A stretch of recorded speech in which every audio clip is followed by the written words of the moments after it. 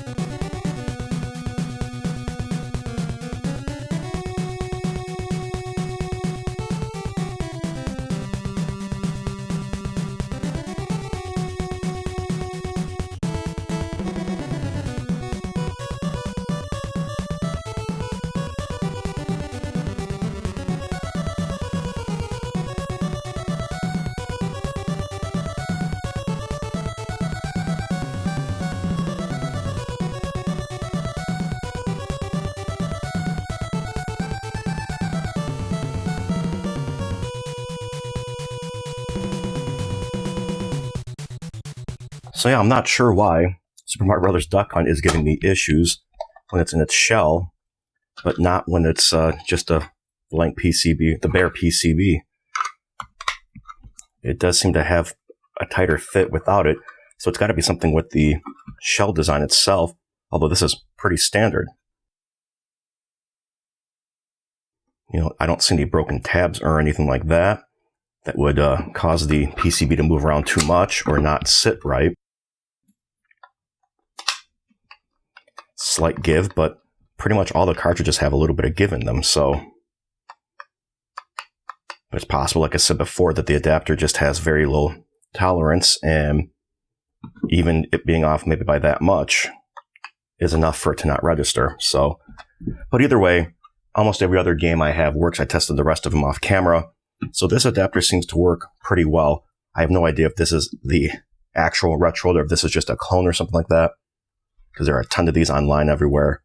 But you know what? Let's open it up and see what it looks like inside. Looks like it's just a couple of Phillips screws, probably a PH1. Yep. Oh no. My warranty is over.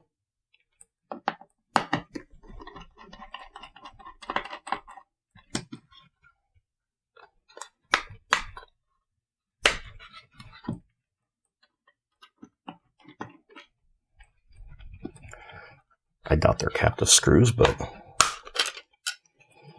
okay, so the basic PCB, 60-pin, 72-pin. Looks like there's an option for a chip on here. I'm not sure what, but it could be related to the expansion audio that the Famicom supports. Option for a capacitor here. So maybe these things can be modded relatively easily. Now, comparing that to this adapter, completely different design. So Not sure what to make of it. I'll get it back together and wrap this up. So would I recommend this? Based on my testing, yeah. Like I said, the only issue I have is with Super Mario Bros. Duck Hunt, and it's not that big of a deal. I can always, find another way to play it if I need to. Now, I can't guarantee that it's going to work with every single NES cartridge out there because I don't have them all. But the ones I tested it with seem to work just fine. So if you see one of these adapters online, I guess pick one up, especially if you're trying to find a top-loader NES and don't want to pay the very high prices that they're going for. That's ultimately why I wanted to get one of these adapters, because I could then turn the Famicom into effectively a top-loader NES. So, but yeah, this is not a sponsored video, not a promotional video or anything like that. I just picked this up off of AliExpress, and that was it. So what do you guys think? Do you guys have one of these? Does it work for you? Any tricks on getting Super Mario Bros. Duck Hunt to work properly in it without having to take it out of its shell? Leave a comment below. Otherwise, thanks all, and I'll catch you later.